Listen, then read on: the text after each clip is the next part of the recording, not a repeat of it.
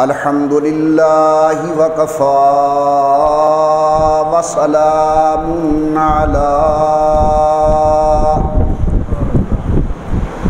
سید الرسل وخاتم الانبیاء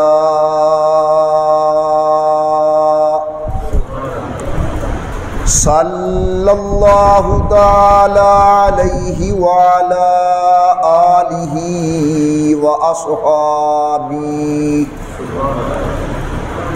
وأصحابه وبارك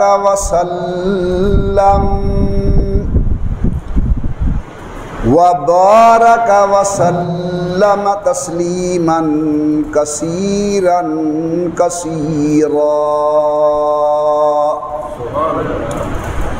صلاة تكون للنجاة وسيلة ولعلو الدرجات كفيلا صلاة تحل بها العقد وتفرج بها الكرب صلاة تكون لك رضاء ولحقه أداء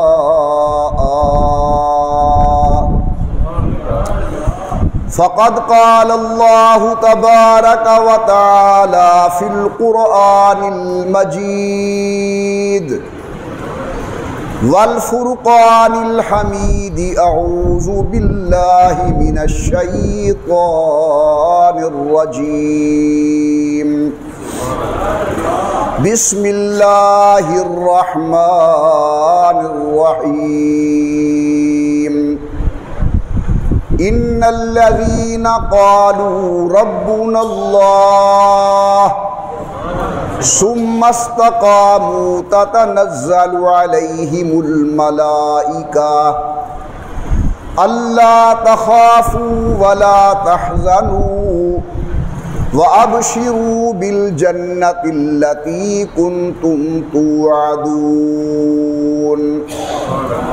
صدق الله العلي العظيم وصدق رسوله النبي الكريم ونحن على ذلك لمن الشاهدين والشاكرين والحمد لله رب العالمين ان نلت يا ريح الصبا يوما الى ارض الحرم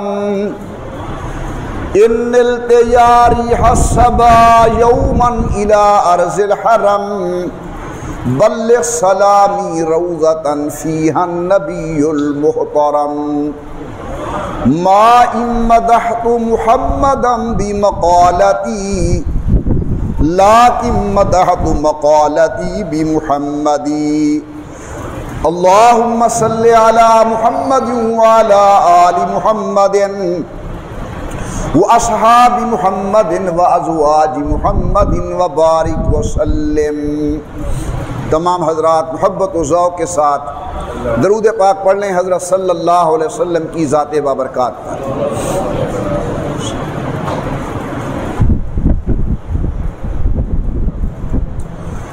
اللہ تبارک و تعالیٰ کی بے انتہا حمد و توصیف، سرور کائنات مفخر موجودات، رحمت للعالمین مراد للمشتاقین،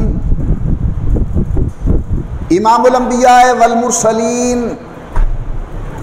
حبیب کبریاء احمد مجتبیٰ حضرت محمد الرسول اللہ صلی اللہ تعالی علیہ وعلا آلہ وصحابہ وسلم کی ذات بابرکات پہ تحفہ درود و سلام پڑھ لیجئے تمام حضرات محبت و ذوق کے ساتھ بآواز بلند اللہم صلی علی سیدنا و مولانا محمد وعلا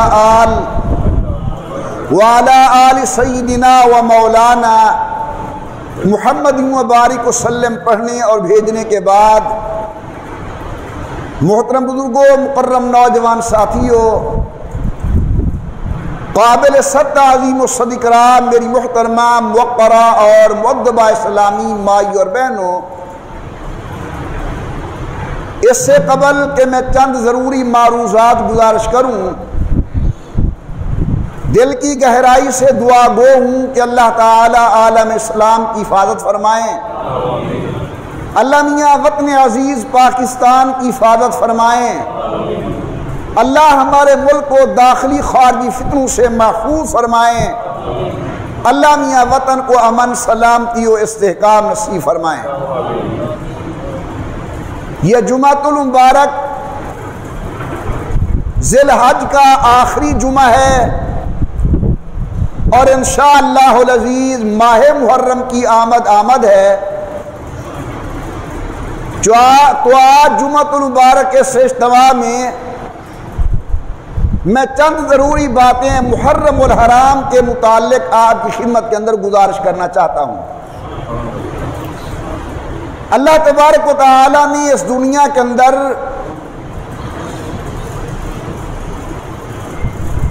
بعض شخصیات کو دوسری شخصیات پر فضیلت نصیب کی ہے۔ مثلا انبیاء علیہم السلام اللہ نے ان کو اپنی امتوں پر فضیلت نصیب کی ہے۔ اصحاب رسول، اہل بیت رسول، اولاد رسول، اللہ نے انہیں دیگر امت سے فضیلت نصیب کی ہے۔ اسی طرح اللہ تعالی نے بعض مقامات کو دیگر مقامات پر فضیلت بخشی ہے۔ بازار سے اللہ تعالی نے مسجد کو فضیلت بخشی، مساجد بہت ہیں، اللہ نے مسجد نبوی کو عظمت بخشی، اللہ تعالی نے مسجد حرام کو عظمت بخشی، بیت المقدس کو عظمت بخشی۔ تو اللہ تعالی نے دنیا میں جس طرح شخصیات پر شخصیات کو فضیلت دی، اللہ تعالی نے مکانوں میں سے بعض مکانوں کو فضیلت بخشی، اللہ نے دنوں میں سے بعض دنوں کو فضیلت بخشی۔ سارا ہفتہ عظمت والا، لیکن اللہ نے جمعۃ المبارک کو فضیلت عطا فرمائی ہے۔ سب راتیں شان والی، لیکن اللہ نے عید کی راتوں کو فضیلت بخشی ہے، شب قدر کو فضیلت بخشی ہے، اللہ نے 15 شعبان کی رات کو فضیلت بخشی ہے۔ اسی طرح میرے دوستو، یہ تمام مہینے میرے اللہ کے ہیں، لیکن اللہ نے بعض مہینوں کو دیگر مہینوں پر فضیلت بخشی ہے۔ مثلا ماہ رمضان یہ دیگر مہینوں سے افضل ہے۔ ربیع الاول اس اعتبار سے بڑی عظمت والا ہے کہ اللہ نے سید القونین کو اس مہینے کے اندر دنیا میں بھیجا۔ اسی طرح میرے دوستو، ماہ محرم بھی اللہ رب العزت کے علم کے اندر، شریعت مطہرہ کی روشنی کے اندر بہت بڑی عظمت و فضیلت و شان والا ہے۔ ماہ محرم کی فضیلت روز اول سے محسوس و معلوم ہوتی ہے۔ برکت العصر شیخ الحدیث حضرت مولانا محمد زکریا محدث سہارنپوری رحمۃ اللہ علیہ نے ترمذی شریف کی شرح میں لکھا ہے کہ سیدنا آدم علیہ السلام کی اللہ نے جس مہینے میں توبہ قبول فرمائی تو وہ مہینہ ماہ محرم کا تھا۔ حضرت سیدنا نوح علیہ السلام کی کشتی علماء کے اقوال کے مطابق 6 مہینے تک دریا کے اندر چلتی رہی، تیرتی رہی۔ 6 مہینے کے بعد جب وہ جودی پہاڑ کے اوپر آ کر ٹھہری تو وہ مہینہ ماہ محرم کا تھا۔ علماء نے جناب سیدنا ابراہیم علیہ السلام کے واقعے میں آگ کا گلزار ہونا بیان کیا ہے، کہتے ہیں کہ وہ مہینہ محرم الحرام کا تھا۔ جناب سیدنا موسیٰ علیہ السلام کے پیچھے فرعون اپنی جماعت کو لے کر چلا، چشم فلک نے عجیب منظر دیکھا کہ فرعونی غرق ہو گئے۔ سیدنا موسیٰ علیہ السلام اپنے ساتھیوں کو لے کر نجات یافتہ ہوئے۔ حضرات فرماتے ہیں کہ وہ مہینہ محرم الحرام کا تھا۔ حضرت سیدنا یونس علیہ السلام مچھلی کے پیٹ میں تشریف لے گئے، اندر ایک جملے ہیں زبان پر کہ لا الہ الا انت سبحانک انی کنت من الظالمین۔ علماء فرماتے ہیں حضرت سیدنا یونس علیہ السلام مچھلی کے پیٹ سے باہر تشریف لے آئے تو وہ مہینہ محرم الحرام کا تھا۔ اسی طرح جناب سیدنا فاروق اعظم کی شہادت ہوئی، یکم محرم الحرام، مہینہ محرم الحرام کا تھا۔ اور حضرت سیدنا حسین ابن علی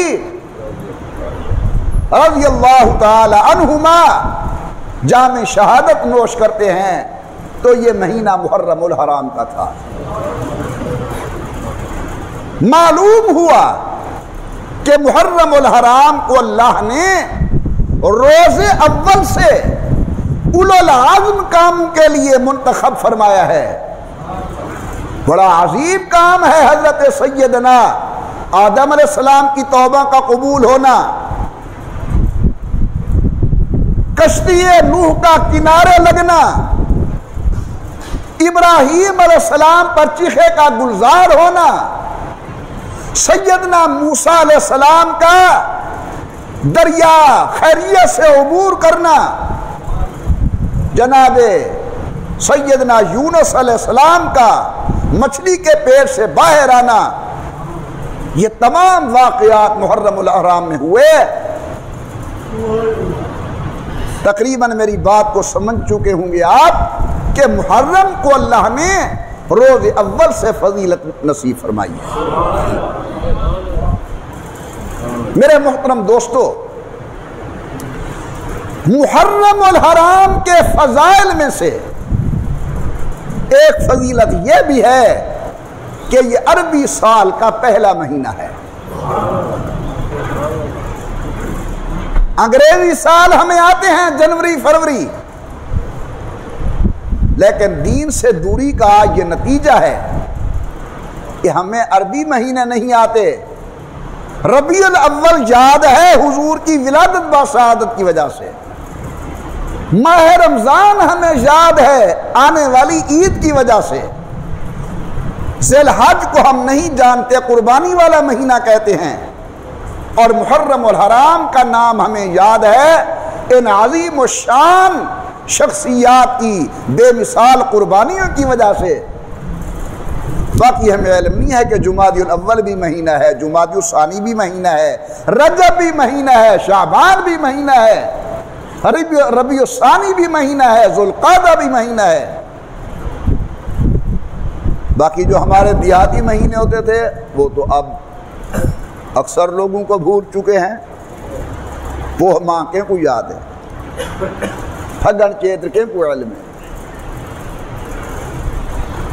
تو میں گزارش کروں گا آپ حضرات سے جب گھر میں بیٹھیں تو ان عربی مہینوں کا تذکرہ کیا کریں تاکہ ہماری اولاد کو علم ہو کہ عربی سال کی ابتدا کہاں سے ہوتی ہے؟ محرم الحرام کے مہینے سے ہوتی ہے۔ حضور اکرم دنیا میں تشریف لے آئے، مکی زندگی سید الکونین کی عقائد کی تبلیغ کے اندر اور مدنی زندگی کے اندر بہت زیادہ احکامات نازل ہوئے۔ انتقال پر ملال ہوا، ابو بکر صدیق 2 سال کے لیے مسند خلافت پر آئے۔ ان کے انتقال کے بعد سیدنا فاروق اعظم آئے۔ میں ایک بات عرض کر رہا ہوں، سمجھنے کی کوشش فرمانا۔ محسوس ہوتا ہے کہ حضرت امیر عمر کا دور یہ تدوین دین کا دور ہے، تکمیل دین حضور پر ہو چکی تھی۔ اب احکامات شریعت کو ایک قانون کی شکل کے اندر قوم کے سامنے رائج کرنا، یہ حضرت عمر کا کارنامہ ہے۔ امیر عمر رضی اللہ تعالی عنہ نے صحابہ کرام کو جمع فرمایا اور فرمایا، صحابہ کرام، خط و کتابت کے اندر عام طور پر اگر تاریخ ڈالی جاتی ہے تو وہ عیسوی تاریخ ڈالی جاتی ہے، یا پھر صورتحال یہ ہے کہ لوگ خط پر تاریخ نہیں ڈالتے۔ ہم الحمدللہ مسلمان ہیں، اللہ نے ہمیں مستقل دین دیا ہے، اللہ نے مستقل کتاب دی ہے، اللہ نے ہمیں شریعت دی ہے، اور دن رات آپ دیکھ رہے ہیں کہ فتوحات اسلامی کا دروازہ کھل چکا ہے۔ ہمیں چاہیے کہ ہم اپنی تاریخوں کا انتخاب کریں کہ ہمارے سال کی ابتدا کس مہینے پر ہوگی اور اختتام کس مہینے پر ہوگا۔ یہ حضرت عمر رضی اللہ تعالیٰ عنہ نے صحابہ کرام سے مشاورت کی۔ اکیلا فیصلہ فرما سکتے تھے، لیکن آپ کو اور مجھے تعلیم دی کہ اگر تم نے فیصلہ کرنا ہے تو مشورے سے کرو، مشاورت سے کرو، اپنے ساتھیوں کو اپنے کام کے اندر شریک کرو۔ میرے محترم دوستو، امام الانبیاء سے بڑا دانا، حضور اکرم سے بڑا عقل والا، امام الانبیاء سے زیادہ ذہن والا، حضور اکرم سے زیادہ فراست والا نہ آج تک پیدا ہوا ہے، نہ قیامت کی صبح تک پیدا ہوگا۔ ہمارے یہ ایمان ہے، لیکن حضور اکرم بھی آنے والے معاملات میں اپنی جماعت کے ساتھ مشورہ کرتے تھے۔ علی بتاؤ کیا رائے ہے، ابو بکر بتاؤ کیا رائے ہے، امیر عمر تمہاری کیا رائے ہے، عثمان تمہاری کیا رائے ہے۔ یہ در حقیقت حضور آنے والے حالات کے لیے تعلیم دے رہے تھے اپنی جماعت کو کہ جب کوئی فیصلہ کرو تو مشورے کے ساتھ کیا کرو۔ پروردگار عالم نے امام الانبیاء کو فرمایا وَشَاوِرْهُمْ فِي الْأَمْرِ، اے میرے عظمت والے پیغمبر، شان والے نبی، مقام والے پیغمبر، بے شک میں نے آپ کو کائنات سے بڑا عقل والا پیدا کیا، شان والا پیدا کیا، عظمت والا پیدا کیا، مقام والا پیدا کیا۔ مستقل جمعے پر میرے معروضہ سننے والے میرے بھائیوں، کئی مرتبہ میری زبان سے یہ بات سن چکے ہو، اگر ایک ترازو کے اندر، ترازو کے ایک پلڑے کے اندر پوری کائنات کو رکھا جائے اور دوسرے پلڑے کے اندر اکیلے آمنہ کے لال کے شان کو رکھا جائے، پھر تولنے والا کوئی مولوی نہ ہو، چودھری نہ ہو، خان نہ ہو، ترازو دیا جائے اللہ کے دست قدرت کے اندر، یا اللہ وزن فرمائیں، اگر اللہ میاں وزن کرنے پہ آ جائیں، ہم سب کا یہ عقیدہ ہے کہ پوری کائنات کا شان کم ہوگا، اکیلے عظمت والے پیغمبر کی شان بڑھ جائے گی۔ لیکن اللہ تعالیٰ فرماتے میرے محبوب وَشَاوِرْهُمْ فِي الْأَمْرِ فَاعْفُ عَنْهُمْ واستغفر لهم وشاورهم فی الامر، ان کے ساتھ ذرا مشاورت کریں، فیصلہ کریں۔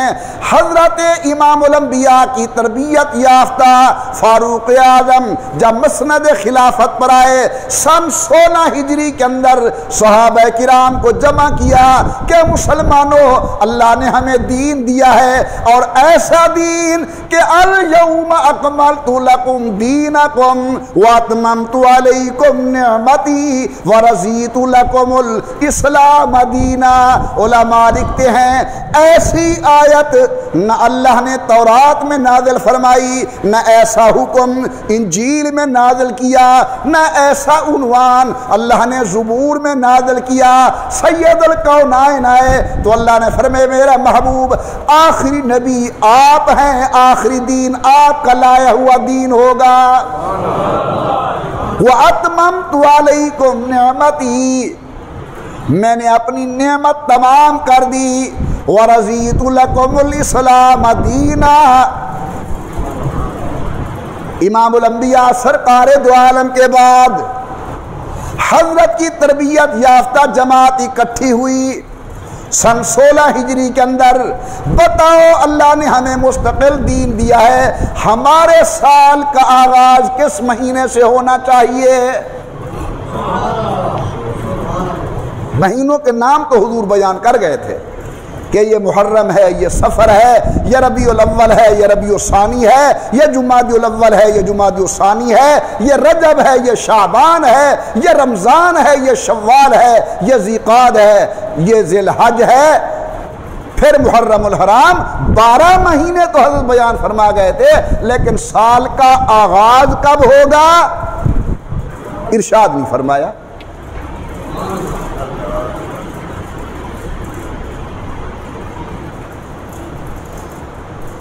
میں اپنے ذہن کی ایک بات کر رہا ہوں، اگر صحیح ہے تو اللہ قبول فرمائے، نہیں ہے تو اللہ میری صلاح فرما دے۔ حضور نے جہاں اور سب باتیں امت کو بتائیں، ایسی چھوٹی چھوٹی باتیں بھی ارشاد فرما سکتے تھے، لیکن آپ نے نہیں کی، صحابہ پر چھوڑ دی تاکہ امت کے سامنے میرے صحابہ و اہل بیت کی حجیت ثابت ہو کہ جو کام مصطفیٰ کرے اسے بھی ماننا پڑتا ہے، جو نبی کی جماعت کرے اسے بھی ماننا پڑتا ہے۔ صحابہ کرام جمع ہیں۔ بعض لوگوں نے کہا کہ ہم اپنے سال کا پہلا مہینہ ربیع الاول کو بناتے ہیں۔ کیوں؟ ہمارے آقا کی ولادت ہے اس مہینے میں، سید الکونین پیدا ہوئے ہیں، لہذا ہمارا پہلا مہینہ ربیع الاول ہونا چاہیے۔ ذرا غور کیجئے حضور نے کیسی تربیت کی تھی۔ اجلہ صحابہ بڑے حضرات نے فرمایا نہیں، اس لیے کہ عیسائیوں کے سال کا آغاز ہوتا ہے عیسیٰ علیہ السلام کی پیدائش والے سال سے، پیدائش والے مہینے سے۔ اگر ہم بھی حضور کی پیدائش والے مہینے سے اپنے سال کا آغاز کریں تو ان سے مشابہت لازم آئے گی۔ حضور اکرم نے ہمیں حکم دیا ہے کہ تم ان کے ساتھ مشابہت اختیار نہ کرو، تمہیں مستقل دین ہے، اپنے معاملات خود حل کرو۔ تشبہ سے بھی اللہ کے نبی نے ہمیں روکا ہے۔ دین کے مخالف لوگ ان جیسی شکل نہ بناؤ، ان جیسے لباس نہ پہنو، ان جیسی طرز تکلم اختیار نہ کرو۔ نہیں جی ربیع الاول نہ، وہ بھی اپنے پیغمبر کی ولادت والے مہینے سے سال شروع کرتے ہیں، ہم بھی ویسے کریں تو پھر ان کے ساتھ مشابہت ہوگی۔ اور جماعت بولی نہیں جی ربیع الاول ہونا چاہیے۔ امیر عمر نے فرمایا کیوں؟ انہوں نے کہا حضور کا انتقال بھی تو ربیع الاول میں ہوا ہے۔ حضرت سیدنا عیسیٰ ابن مریم علیہ السلام ان کی ولادت ہوئی ہے، ہمارے آقا کا تو وصال مبارک بھی ربیع الاول کے اندر ہوا ہے، لہذا ربیع الاول ہونا چاہیے۔ حضرت عمر نے فرمایا اب تو بالکل نہیں ہونا چاہیے۔ وہ کیوں؟ فرمانے لگے جب نیا سال لگے گا تو لوگ ایک دوسرے کو مبارکبادیاں دیں گے، مبارک ہو نیا سال شروع ہو گیا۔ میرا ایمان گوارا نہیں کرتا کہ مصطفیٰ کی وفات والے مہینے کے اندر لوگ ایک دوسرے کو مبارکبادیاں دیں، نہیں، یہ نہیں ہونا چاہیے۔ ایک بات میں عرض کرتا ہوں، محبت سے ایک دفعہ کہہ دیں اللہ، اور اونچی آواز سے اور محبت کے ساتھ میرے ساتھ مل کر کہیں اللہ اللہ اللہ اللہ اللہ اللہ اللہ اللہ اللہ اللہ اللہ اللہ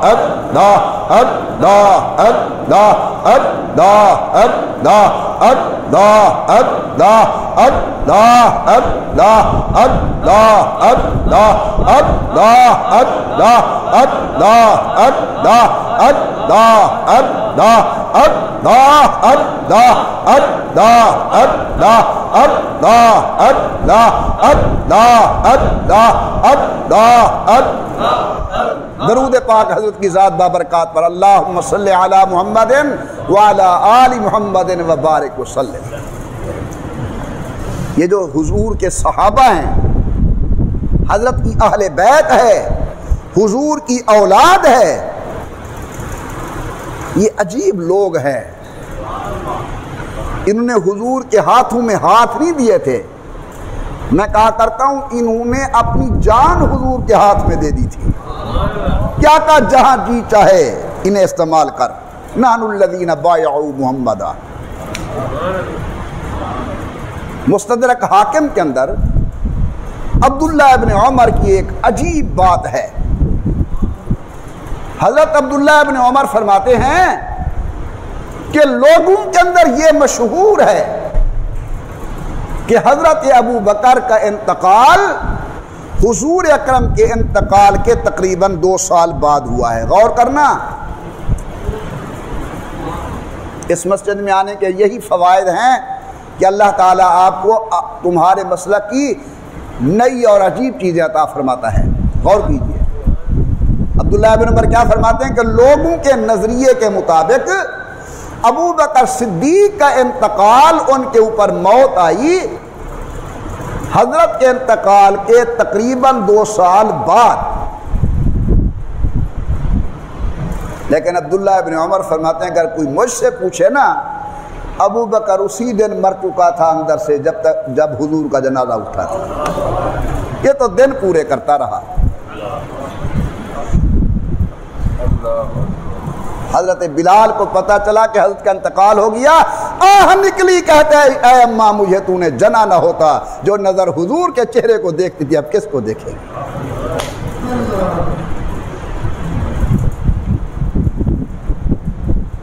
صحابی حال چلا رہا ہے، اسے کسی نے کہا کہ حضرت کا انتقال ہو گیا ہے۔ آنکھوں میں آنسو آئے اور آسمان کی طرف دیکھتا ہے، کہتا ہے یا اللہ یہ نظر مجھ سے واپس لے لے، میں ان آنکھوں کے ساتھ حضور کے چہرے کو دیکھتا تھا، میں نہیں چاہتا کہ حضور کے بعد یہ نظر کسی اور کے چہرے کو دیکھے۔ ویسی دل سے نکلی ہوئی آت ہی اللہ نے نظر واپس لے لی۔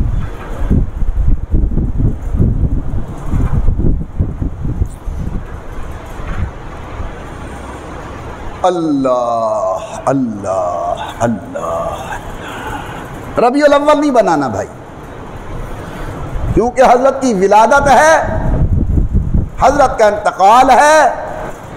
ہم نہیں چاہتے کہ حضور کے انتقال والے مہینے میں لوگ ایک دوسرے کو مبارکباد دیں۔ مختلف رائے آئیں، آخر فیصلہ ہوا کہ ہمارے سال کا آغاز محرم الحرام سے ہونا چاہیے۔ کیوں؟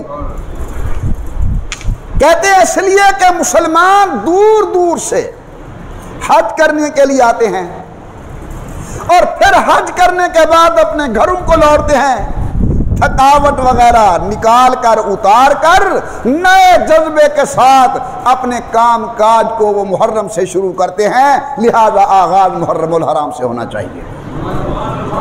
تو تمام صحابہ کرام نے اس رائے کو پسند کیا، اہل بیت رسول نے اس رائے کو پسند کیا، یوں ہمارے عربی سال کا پہلا مہینہ محرم الحرام متعین ہوا۔ میرے واجب القدر دوستو، میں عرض کر رہا ہوں فضائل محرم دیگر عظمتوں کے ساتھ ساتھ ایک عظمت یہ بھی محرم الحرام کی ہے کہ مسلمانوں کے اسلامی سال کا آغاز محرم الحرام سے ہوتا ہے۔ امام الانبیاء سرکار دو عالم صلی اللہ علیہ وسلم پر ابھی رمضان شریف کے روزے فرض نہیں ہوئے تو لوگ محرم کے اندر روزہ رکھا کرتے تھے، یعنی اسلام سے پہلے بھی محرم کو عظمت کی نگاہ سے دیکھا جاتا تھا۔ محرم کے اندر روزے رکھ رہے ہیں، چلتے چلتے میرے اللہ کا حکم آ گیا، یا ایھا الذین آمنوا کتب علیکم الصیام کما کتب علی الذین من قبلکم لعلکم تتقون۔ ماہ رمضان کے روزے فرض ہوئے، اب محرم الحرام کے روزوں کی وہ حیثیت نہ رہی، لیکن آج بھی محرم کی 10 کا روزہ رکھنا مستحب ہے۔ علماء کرام نے لکھا ہے جو آدمی 10 محرم کو روزہ رکھے گا اللہ تعالیٰ 1 سال کے گناہ اس کے معاف فرما دیں گے۔ بعض روایات کے اندر آتا ہے جو آدمی 10 محرم الحرام کا روزہ رکھے گا اللہ تعالیٰ اس کے درجات کے اندر بہت زیادہ برکات نازل فرما دیں گے۔ یہ بھی علماء کرام نے لکھا ہے کہ جو آدمی 10 محرم کو محرم الحرام کے مہینے کے اندر اپنے اہل و عیال پر کھانے پینے کے اندر، پہننے رہن سہن کے اندر وسعت پیدا کرتا ہے، یعنی اپنی طاقت کے مطابق دیگر مہینوں سے بڑھ کر اپنے بچوں پر خرچ کرتا ہے، اللہ تعالیٰ اس کی برکت سے اس کے رزق کے اندر برکات عطا فرمائیں گے۔ یہ فضیلت ہے ماہ محرم کی۔ ہمیں چاہیے ویسے اپنے گھر کا خصوصی خیال کیا کریں، اچھے بھلے مالدار ہونے کے باوجود ہمارے گھر کے اندر حیثیت کے مطابق خصوصاً دیہاتی علاقے کے اندر کھانا نہیں دیا جاتا، کپڑے نہیں پہنائے جاتے۔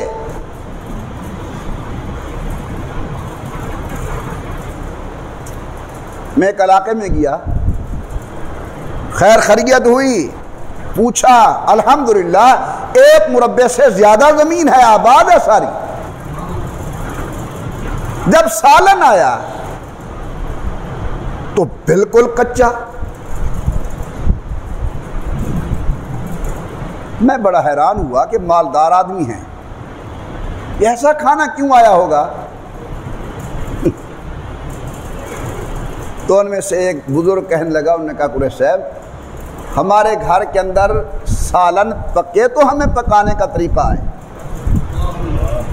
دوپہر کا صبح کا کھانا لسی کے ساتھ کھاتے ہیں، دوپہر کا کھانا پیاز وغیرہ کاٹ کے کھا لیا، اور رات کو دودھ کے ساتھ کھانا کھا لیتے ہیں، ہمارے ہاں پکتا نہیں ہے۔ تو مجھے بڑا افسوس ہوا، یہ کیسے لوگ ہیں کہ اپنے بچوں پر خرچ نہیں کرتے، اپنے اہل و عیال پر خرچ نہیں کرتے۔ علماء لکھتے ہیں کہ محرم الحرام کے اندر اور خصوصاً 10 محرم الحرام کو جو آدمی اپنے بچوں کو اچھا کھانا کھلائے گا، اپنے گھر پر اپنی طاقت کے مطابق خرچ کرے گا، اللہ اس کی برکت سے اس کے رزق کے اندر برکات عطا فرما دے گا۔ اور میرے دوستو، ماہ محرم کے فضائل یا اہمیت کہوں یہ بھی ہے ماہ محرم کی کہ یکم محرم الحرام کو جناب سیدنا عمر رضی اللہ تعالی عنہ کی شہادت، اور 10 محرم الحرام کو راکب دوش نبوت حضرت سیدنا حسین ابن علی رضی اللہ تعالی عنہما کی المناک شہادت انشاءاللہ موقع بموقع تفصیل سے میں گزارش کروں گا۔ یہ بھی اس مہینے کے اندر اہم چیزیں ہیں.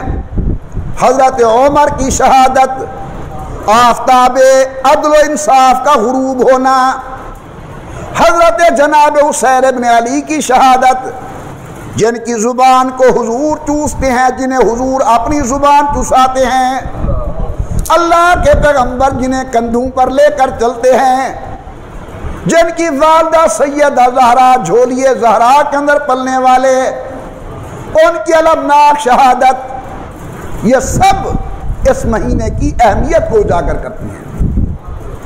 ہمیں یہ چاہیے کہ ماہ محرم الحرام کے اندر اپنے اکابر کے خون کی قدر کریں. کیا کہتے ہو کہ ان حضرات نے جو جان دی دنیا کی خاطر نہیں، احیاء دین کی خاطر، گلشن اسلام کی آبیاری کی خاطر. تو پھر ہمیں ان کے خون کی قدر کرنی چاہیے. اللہ اور اللہ کے رسول کے مأمورات جو انہوں نے حکم کیے ہیں ان پر عمل کرنا چاہیے، اور ان کی منہیات جن چیزوں سے ان حضرات نے روکا ہے رکنا چاہیے. تفصیل آئے گی انشاءاللہ آئندہ جمعہ، اگلے جمعہ. اجمالاً یہ سمجھیں، حضرت عمر رضی اللہ تعالی عنہ پر جو حملہ ہوا نماز کی حالت میں ہوا، سیدنا حسین بن علی پر حملہ ہوا نماز کی حالت کے اندر ہوا، تو ہمیں چاہیے کہ ہمارے اکابر جان جان آفری کے سپرد کر رہے ہیں حالت نماز کے اندر، اور ہم چنگے بھلے ہو کر نماز نہیں پڑھتے. میرے محترم دوستو، نماز ایک اہم عبادت ہے جو اللہ نے اس امت کے اوپر فرض فرمائی ہے. پہلی امتوں پر بھی مختلف اوقات کے اندر یہ عبادت فرض رہی ہے، لیکن بڑے افسوس سے کہتا ہوں جتنی ہماری سستی حالت نماز کے اندر ہے، یہ سستی اور کسی عبادت کے اندر نہیں ہے. آج ہمارے معاشرے کے اندر صبح کی نماز پڑھنا یہ تو ایک عنقا بن چکا ہے. کون صبح کی نماز پڑھتا ہے؟ میرے اندر ہمت نہیں میں اپنے بیٹے کو اٹھاؤں، جناب کے اندر ہمت نہیں اپنی نوجوان بچی کو کہیں اٹھ بیٹی نماز کا ٹائم ہو گیا ہے. اب میں بیٹے کو نہیں اٹھاتا، بیٹا اپنی بیوی کو نہیں اٹھاتا، ہماری بہو کو نہیں اٹھاتا. الحمدللہ بیٹا بھی بے نماز، بہو بھی بے نماز. صبح صبح جو ہمیں ناشتہ ملے گا وہ 9 بجے 10 بجے ناشتہ ملے گا. جب بے نماز کے ہاتھ کا ہم کھانا کھائیں گے، بتائیے جناب ظہر کی نماز کے اندر کتنی لذت ہوگی.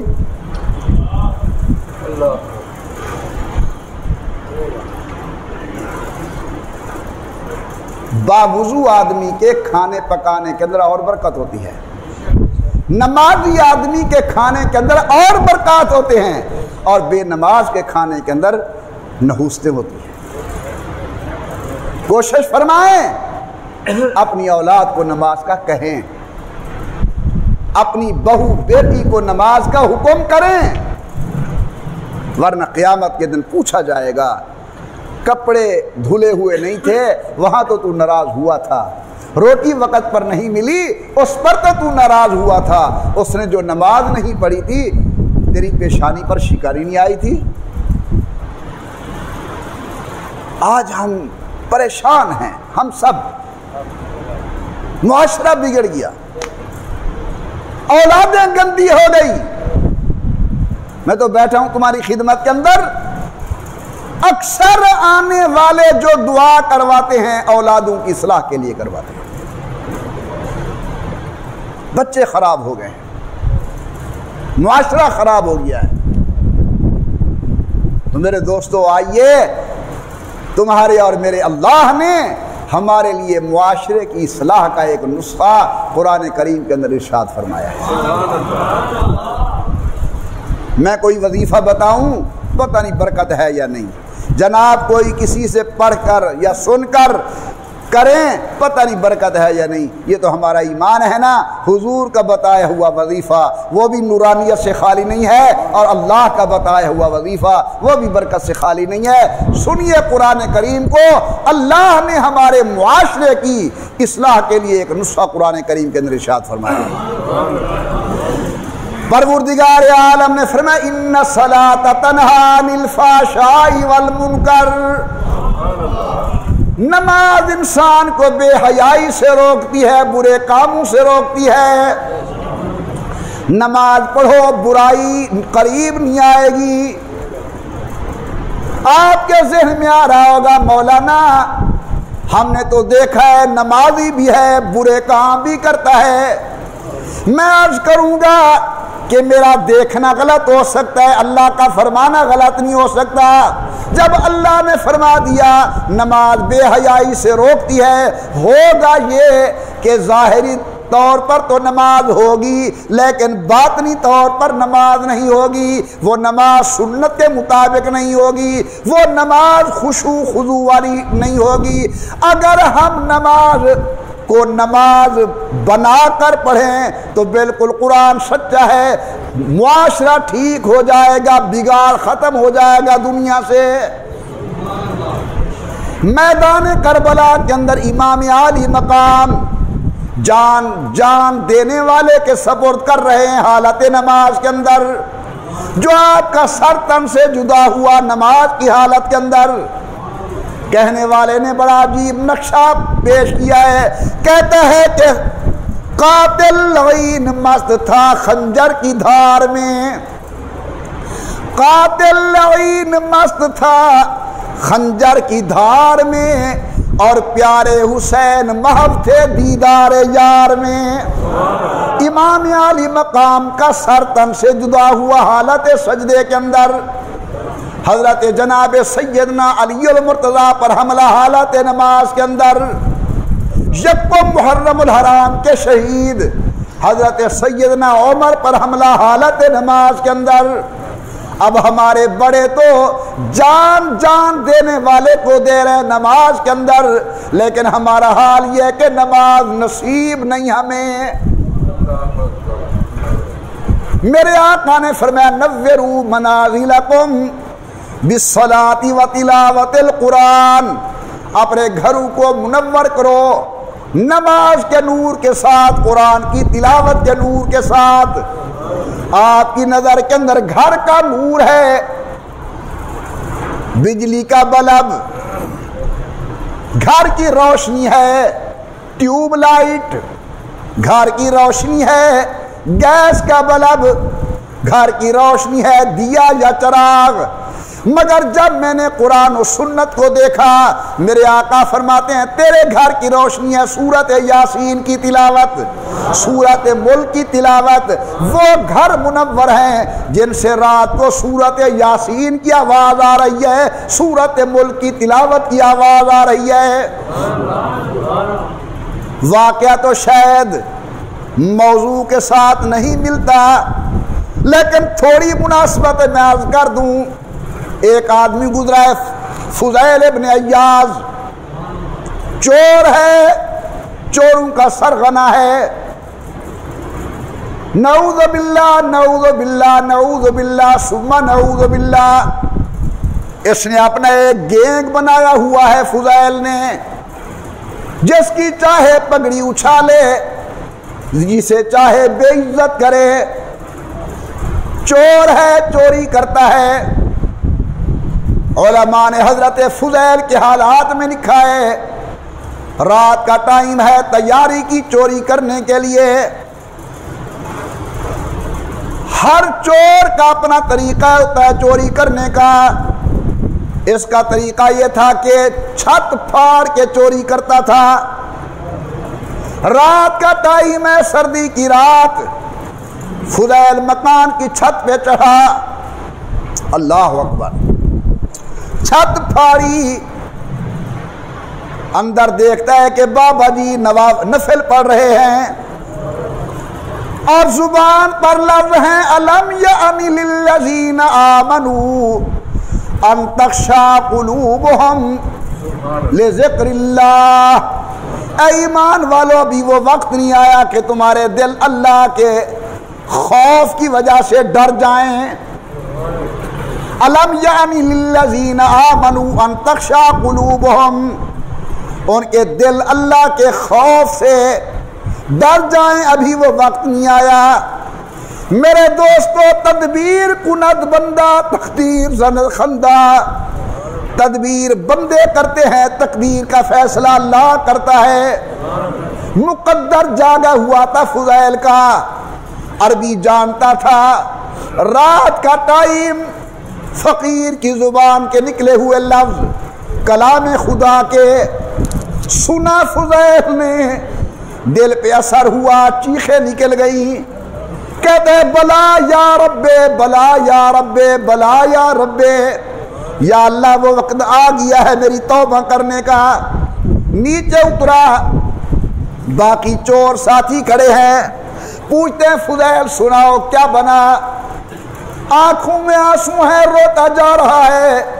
کہتے ہیں میاں جی بتاؤ تو صحیح رونے کی کیا بات ہے؟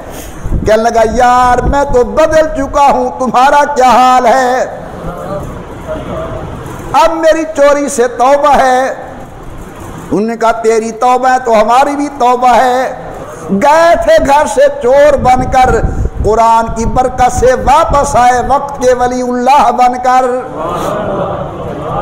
آج یہ سب سے پہلے میں اپنے آپ کو دعوت دیتا ہوں، پھر آپ حضرات کی خدمت کے اندر ادب سے گزارش کرتا ہوں، اپنے گھروں کے اندر نماز لے آئیے، اپنے گھروں کے اندر قرآن لے آئیے.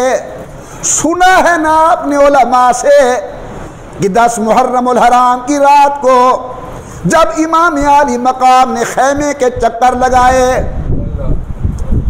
3 دن کم از کم پانی بند ہو چکا ہے. کہیں کہیں سے آواز آئی اللہ تش پیاس ہے.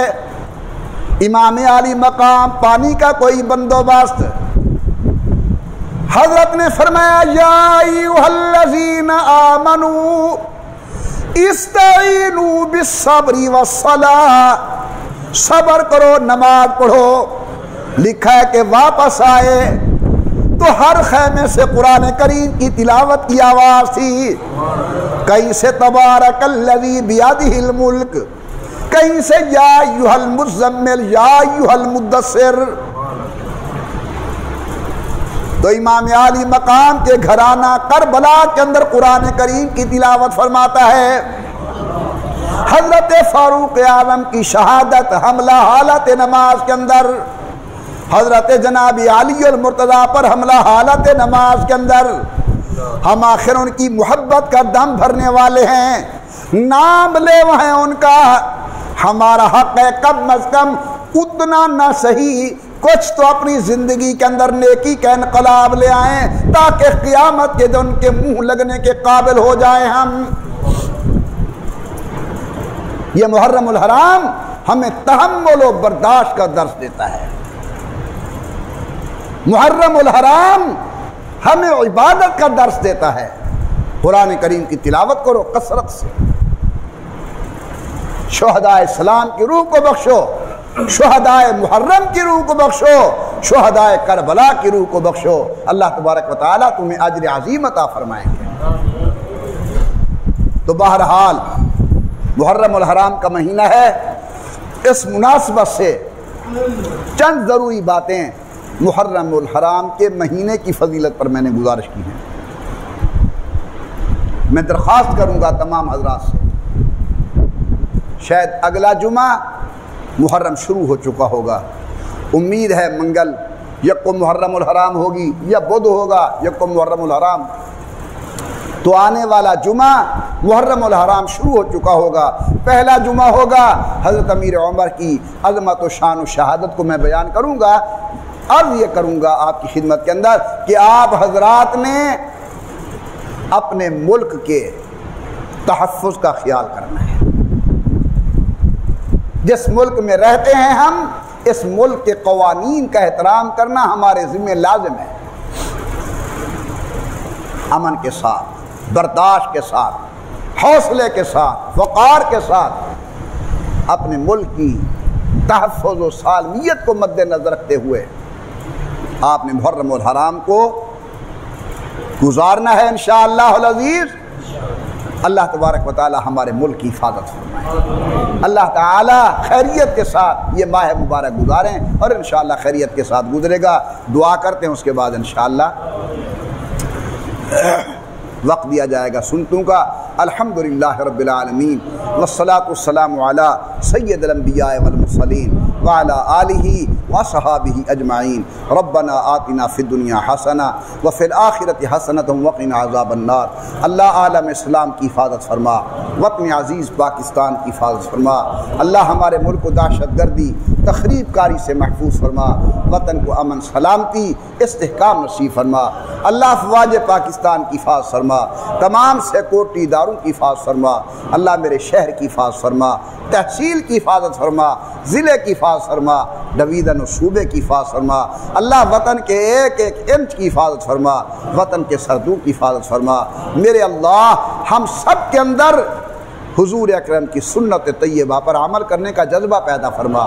یا اللہ یا اللہ یا اللہ ہمیں محمد و آل محمد اصحاب محمد کی محبت نصیب فرما، عقیدت نصیب فرما، احترام نصیب فرما۔